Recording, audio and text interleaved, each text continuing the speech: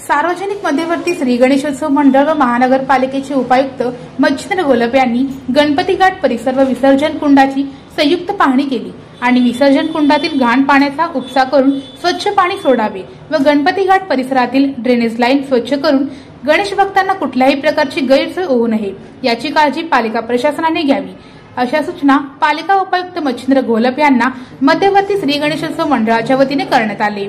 यावर उपायुक्त मच्छिंद्र घोलप यांनी तात्काळ या कामास सुरुवात करणार असल्याचे मंडळ पदाधिकाऱ्यांना आश्वासित केले।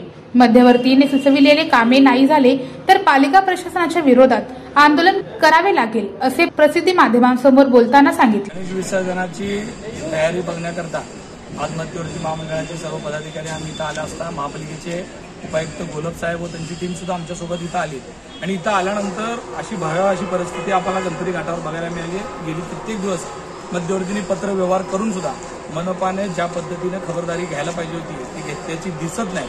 आज आम्ही अधिकाऱ्यांना अशी वॉर्निंग दिली की जिथं आपण गणपतीचं विसर्जन करतो त्या तिथे आपल्याला कुंडामध्ये स्वच्छता असणं खूप गरजेचं आहे आणि तिथं कुठलीही स्वच्छता आज तागायत झालेली नसल्यामुळं त्यांनी आम्हाला शब्द दिलाय की ते लवकरात लवकर ते गणेश विसर्जन कुंड ते स्वच्छ करतील, अन्यथा उद्या मध्यवर्तीकडून इथं आंदोलन असणार।